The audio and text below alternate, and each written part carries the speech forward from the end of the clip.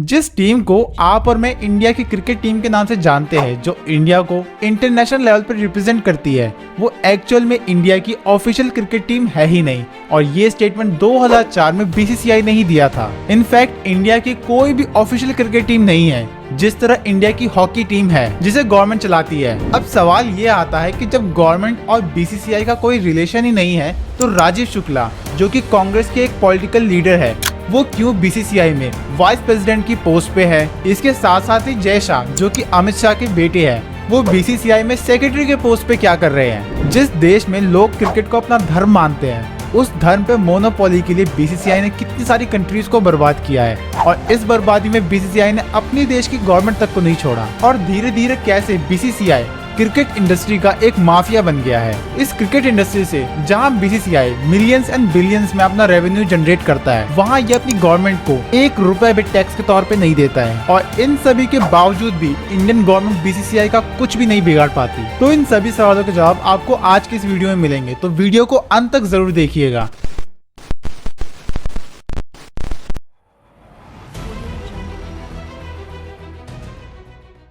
तो BCCI India में कितनी पावर होल्ड करती है और वर्ल्ड स्टेजेस पे वो कितनी इन्फ्लुएंस है, और एनुअली इसका कितना रेवेन्यू जनरेशन होता है, ये सभी जानने से पहले हमें ये जानना पड़ेगा कि एक्चुअल में बीसीसीआई है क्या। क्या ये एक गवर्नमेंट की ऑर्गेनाइजेशन है जिसे सरकार चलाती है, या फिर ये एक प्राइवेट एंटिटी है जिसे कोई प्राइवेट प्लेयर ओन करता है, और इसे चलाता कौन है। तो इन सभी सवालों के जवाब बीसीसीआई खुद देती है। 2004 में अपने लीगल स्टेटस को डिफाइन करते हुए बीसीसीआई के वकील ने सुप्रीम कोर्ट ऑफ इंडिया में ये स्टेटमेंट दी, जिसे मैं कोट करूंगा। बीसीसीआई एक ऑटोनोमस बॉडी है जिसका गवर्नमेंट के साथ कोई भी रिलेशन नहीं है, और Indian cricket team official team है बीसीसीआई की, ना कि official team of India. Even BCCI किसी भी नेशनल फ्लैग या नेशनल एम्बलम को अपने साथ नहीं जोड़ता। तो इन बातों से ये साफ होता है कि बीसीसीआई अपने आप को गवर्नमेंट से अलग रखना चाहती है। पर जब ऐसा ही है, तो बीसीसीआई के पास वो पावर्स भी क्यों है जो कि एक गवर्नमेंट एंटिटी के पास होनी चाहिए। जैसे कि इंडिया में किसी भी तरह के स्पोर्ट्स को एडमिनिस्ट्रेशन करने के लिए उस स्पोर्ट्स के लिए एक नेशनल फेडरेशन बनाई जाती है, और उस फेडरेशन का काम होगा कि प्लेयर्स की सिलेक्शन करना, उनकी मैनेजमेंट करना, और साथ ही साथ इस पूरे फाइनेंस को संभालना। इवन इन्हीं नेशनल फेडरेशंस के पास ये पावर है कि ये अपने प्लेयर्स को किसी भी तरह के गवर्नमेंट अवार्ड यानी नेशनल अवार्ड्स के लिए नॉमिनेट कर सकते हैं, और यही पावर बीसीसीआई के पास भी है, जिसकी वजह से बीसीसीआई एक एक्सेप्शन के तौर पे इंडिया में देखा जाता है। बीसीसीआई के लीगल स्टेटस को लेके भी सुप्रीम कोर्ट ऑफ इंडिया में काफी कॉम्प्लेक्स और लंबी बहस छिड़ चुकी है, और इसका आज तक कोई कंक्लूजन नहीं निकला। और इसमें जी टेलीफिल्म केस काफी ज्यादा इंटरेस्टिंग वन है, जिसे मैं इस वीडियो के अंत में जरूर डिस्कस करूंगा, तो आप वीडियो को अंत तक जरूर देखिएगा। तो बीसीसीआई की एक्चुअल एग्जिस्टेंस को खोजते हुए हम पहुंचे बीसीसीआई की वेबसाइट पे, और जहां हमें ये पता चलता है कि बीसीसीआई एक्चुअल में तमिलनाडु की एक सोसाइटी के तौर पर रजिस्टर्ड है according to the society registration act, और अपने फाउंडेशन डे से ही ये ऑर्गेनाइजेशन गवर्नमेंट द्वारा सैंक्शन नहीं की गई। इसके बावजूद ये बॉडी इंडिया में क्रिकेट को एडमिनिस्ट्रेट करती है, साथ ही साथ इंडिया को रिप्रेजेंट करती है वर्ल्ड स्टेजेस पे भी। अब जैसा कि मैंने आपको वीडियो के स्टार्टिंग में ही बताया था कि बीसीसीआई का ये कहना है कि वो किसी भी तरह से इंडिया के फ्लैग को या इंडिया के किसी भी नेशनल एम्बलम को यूज नहीं करती। तो डेफिनेटली आपके मन में ये सवाल आया होगा कि जो एम्बलम बीसीसीआई का है वो क्या है, वो कहां से आया है, और उसके पीछे की स्टोरी क्या है। तो चलिए वो भी जानते हैं। तो करंटली जो बीसीसीआई एम्बलम यूज करती है वो एक्चुअल में ब्रिटिश राज के एक फ्लैग से आया हुआ है, जो कि 90% इससे मैच करता है। अब इंडिया में एम्बलम एंड नेम्स 1950 नाम का एक एक्ट है, जो एक्ट ये कहता है कि आप किसी भी तरह के इस तरह के गवर्नमेंट एम्बलम एंड नेम्स का यूज विदाउट गवर्नमेंट परमिशन नहीं कर सकते, जैसा कि बीसीसीआई ने किया, और ये कम्प्लीटली इलीगल था। जिसके बाद बीसीसीआई पे खूब सारी एलिगेशंस लगी, एंड 2020 में बीसीसीआई ने ये रिस्पॉन्स दिया कि वो इस प्रोसेस को स्टार्ट कर चुकी है, जहां वो इस एम्बलम को अपनी वेबसाइट से और इवन अपनी जर्सी से भी रिमूव कर देंगे कम्प्लीटली। बट मैं आज ये वीडियो 2023 में रिकॉर्ड कर रहा हूँ, और अभी तक ये एम्बलम और ये साइन कम्प्लीटली उसी जगह पे है जहाँ ये 3 से 4 साल पहले था। तो इन सभी सबूतों के बेस पे हमें ये तो अभी तक नहीं पता चला कि बीसीसीआई की एग्जिस्टेंस क्या है। तो चलिए पास्ट में चलते हैं, क्या पता हमें वहां से पता चल जाए।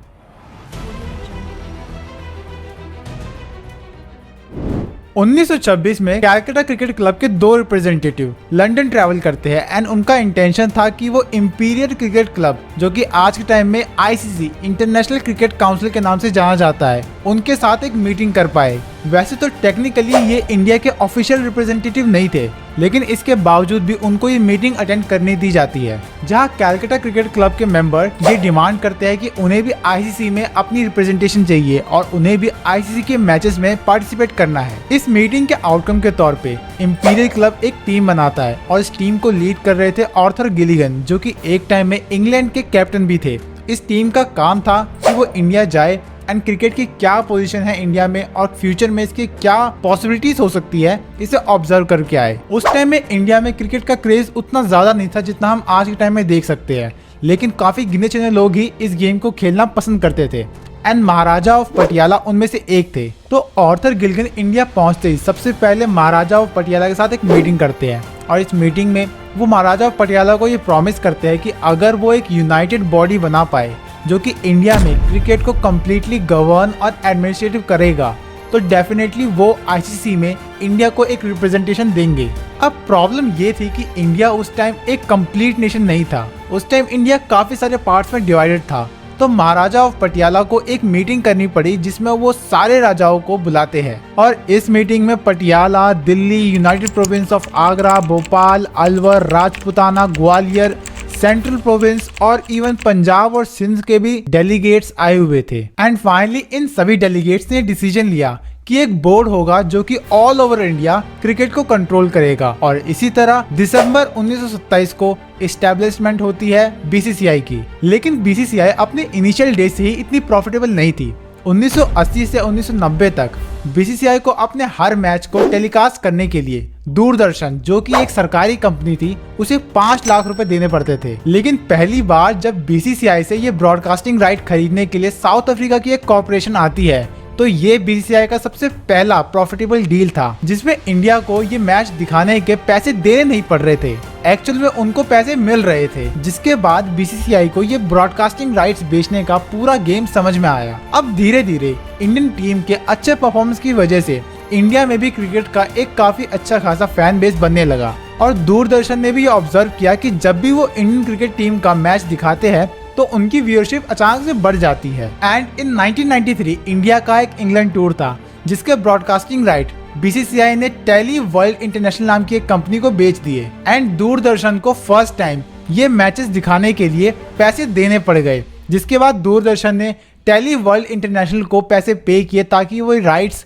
लेके इंडिया में ये मैच दिखा पाए। अब दूरदर्शन ने ये ऑब्जर्व किया कि अगर उसे हर मैच दिखाने की पेमेंट करनी पड़ गई तो इससे उनका काफी लॉस होगा, तो इसलिए दूरदर्शन ने एक लीगल बैटल लड़ी बीसीसीआई के साथ, जिसमें दूरदर्शन का ये कहना था कि अगर ये एक इंडियन टीम है तो ये गवर्नमेंट ओन करती है और क्योंकि ये रिप्रेजेंटेशन कर रही है इंडिया का, तो इनके राइट्स दूरदर्शन को फ्री में मिलने चाहिए क्योंकि दूरदर्शन एक सरकारी कंपनी है जिसे गवर्नमेंट ओन करती है। नाउ ये कितना फनी है, एक टाइम में यही दूरदर्शन इन मैचेस को दिखाने के बीसीसीआई से 5 लाख रुपए पर मैच लेता था, लेकिन अब जब इनको पैसे देने का टाइम आया तो ये अपनी बातों से मुकर गए और इन सभी चीजों को सुप्रीम कोर्ट ऑफ इंडिया ने भी ऑब्जर्व किया and finally supreme court of India ने ये डिसीजन लिया कि ये सारी अथॉरिटी बीसीसीआई की है और अगर दूरदर्शन को इनके मैच टेलीकास्ट करने हैं तो इन्हें ये राइट्स खरीदने ही पड़ेंगे। अच्छा, अब प्रॉब्लम क्या थी कि 1987 से पहले तक वर्ल्ड कप सिर्फ इंग्लैंड में ही होते थे, मतलब इंग्लैंड ही वर्ल्ड कप को होस्ट कर सकता था, लेकिन इंडिया चाहता था कि ये वर्ल्ड कप इंडिया में भी हो जिससे इंडिया में भी क्रिकेट का एक काफी ज्यादा प्रमोशन हो पाएगा। बट प्रॉब्लम क्या थी कि ऑस्ट्रेलिया और इंग्लैंड ने एक ब्लॉक बना रखा था जिससे वो क्रिकेट वर्ल्ड कप को किसी और देश में होने ही नहीं देते थे और इसके सॉल्यूशन के लिए इंडिया ने पाकिस्तान और श्रीलंका के साथ एक ब्लॉक बनाया और फर्स्ट टाइम 1887 में इंडिया ने पाकिस्तान के साथ मिलकर वर्ल्ड कप होस्ट किया। इंडिया को ये तो समझ में आ गया था कि वो ऑस्ट्रेलिया और इंग्लैंड के बिना वर्ल्ड की क्रिकेट इंडस्ट्री में डोमिनेट नहीं कर सकता और इसीलिए वो एक बिग 3 के कॉन्सेप्ट के साथ आया।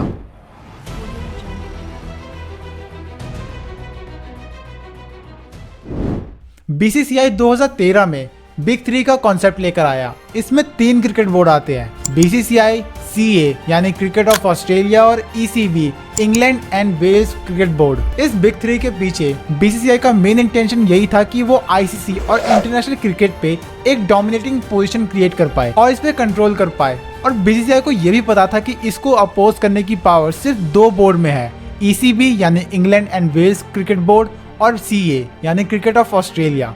और इसीलिए बीसीसीआई ने काफी चालाकी से इन दोनों क्रिकेट बोर्ड को भी अपने बिग 3 के कंसेप्ट में ऐड कर लिया। एंड ऑफिशियली बिग 3 के कंसेप्ट के पीछे इन बोर्ड्स का ये कहना है क्योंकि आईसीसी का मोस्टली रेवेन्यू इन्हीं 3 कंट्रीज से आता है और इसीलिए इन 3 कंट्रीज को एक्स्ट्रा पावर और एक्स्ट्रा रेवेन्यू में शेयर भी चाहिए, क्योंकि उससे पहले आईसीसी के पास जितना भी रेवेन्यू जनरेट होता था वो उसके सभी मेंबर में इक्वली डिस्ट्रीब्यूट होता था। एग्जाम्पल के लिए अगर 2 बोर्ड है, एक बोर्ड जिम्बाब्वे की है और एक बोर्ड इंडिया की है। अब इवन दो जिम्बाब्वे उतना ज्यादा रेवेन्यू जनरेट करके नहीं दे सकता आईसीसी को जितना इंडिया दे सकता है, यानी जिम्बाब्वे से अगर 1 रुपए का प्रॉफिट आईसीसी को होता है और 9 रुपए का इंडिया से, और जब इस 1 + 9 10 रुपए का डिस्ट्रीब्यूशन होगा तो दोनों बोर्ड्स में 5-5 रुपए बटेंगे, जो कि कम्प्लीटली पार्शियल डिस्ट्रीब्यूशन था। और इसी को अपोज करते हुए बिग 3 का ये कंसेप्ट कहता है कि जो कंट्री ज्यादा कंट्रीब्यूट करेगी उसके पास ज्यादा पावर और ज्यादा रेवेन्यू का शेयर आएगा।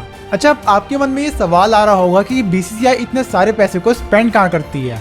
तो एक्चुअल में बीसीसीआई के पास सिर्फ एक टीम नहीं है, बीसीसीआई इंडिया के 4 क्रिकेट स्क्वाड्स को मेंटेन करती है। Indian mains national team, Indian women national team, under-19 women, under-19 main, साथ ही इंडिया टीम ए और इंडिया टीम बी, इनकी डेवलपमेंट का काम भी बीसीसीआई ही करती है। और अगर इन सब चीजों को छोड़ भी दे तो इंडिया में क्रिकेट की डेवलपमेंट और ग्राउंड्स और फील्ड्स की मैनेजमेंट में भी काफी ज्यादा एक्सपेंडिचर आता है, जो कि कम्प्लीटली बीसीसीआई करती है। अच्छा, जब बीसीसीआई इतना ज्यादा रेवेन्यू जनरेट कर रही है तो डेफिनेटली इससे गवर्नमेंट का भी काफी ज्यादा फायदा हो रहा होगा। तो एक्चुअल में ऐसा नहीं है, बीसीसीआई गवर्नमेंट को 1 रुपया टैक्स नहीं देती। बीसीसीआई का ये कहना है कि वो एक चैरिटेबल ट्रस्ट है, यानी एनजीओ, नॉन गवर्नमेंट ऑर्गेनाइजेशन, और इसीलिए 2014 में मिनिस्ट्री ऑफ फाइनेंस ने ये रिवील किया कि बीसीसीआई और आईपीएल पे 213 केसेस चल रहे हैं टैक्स इन्वेजन के, और जिसका टोटल अमाउंट 216 करोड़ का है। जिसके रिप्लाई में बीसीसीआई का ये कहना है कि उन्हें इन टैक्सेस में छूट यानी एग्जाम्पशंस मिल रखी है अंडर आईटी एक्ट 1961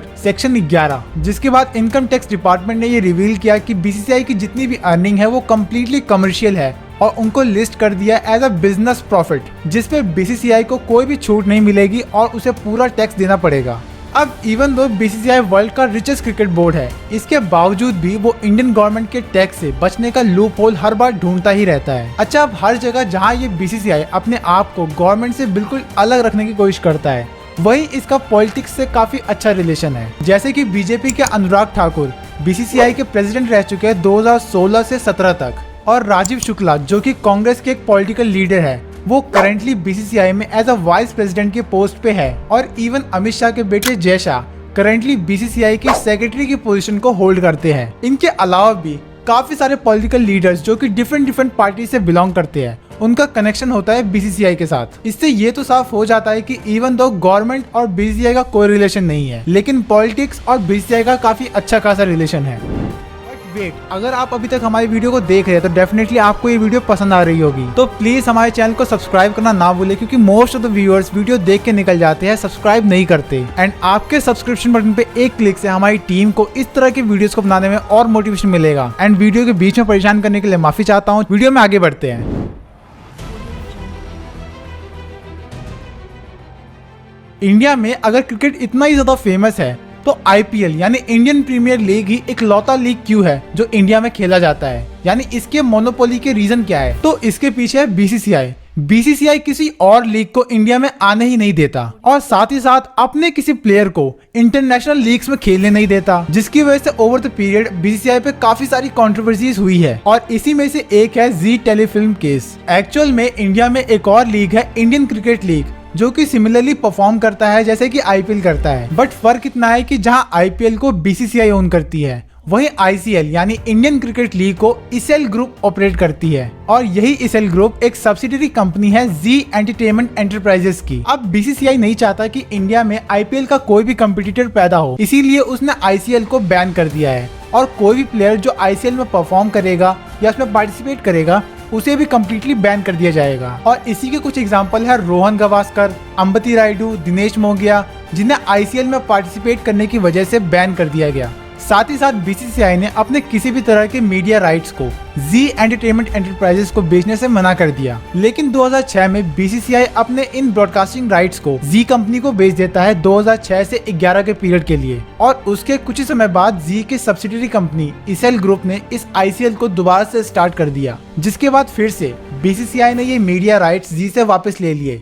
लेकिन क्योंकि ये बॉन्ड साइन हो चुका था 2006 से 11 के पीरियड के लिए, और इसलिए जी ने बीसीसीआई के साथ एक लीगल बैटल लड़ी, जिसके बाद कोर्ट का जजमेंट जी कंपनी के फेवर में आया। और साथ ही साथ कोर्ट ने बीसीसीआई को फटकार लगाई कि वो अपनी डोमिनेटिंग पोजीशन का यूज करके दूसरी ऑर्गेनाइजेशन को एक्सप्लॉइट नहीं कर सकता। साथ ही साथ बीसीसीआई को 140 करोड़ का फाइन भी भरना पड़ा जी को, और जिन प्लेयरों को आईसीएल में खेलने की वजह से ब्लैकलिस्ट किया गया था उनसे ये बैन हटाया गया। इसके साथ साथ ही बीसीसीआई पे खूब सारे एलिगेशंस लगे, जैसा कि वो अपने किसी भी प्लेयर को इंटरनेशनल लीग्स में पार्टिसिपेट करने की आज़ादी नहीं देता। और इसके पीछे का रीजन भी यही है कि अगर इंडियन प्लेयर्स किसी और लीग में परफॉर्म करेंगे तो इंडियन ऑडियंस उन लीग मैचेस को भी देखेगी, जिससे कि आईपीएल की परफॉर्मेंस कम हो सकती है। लेकिन बीसीसीआई ने इसके पीछे का कुछ अलग ही रीजन बताया।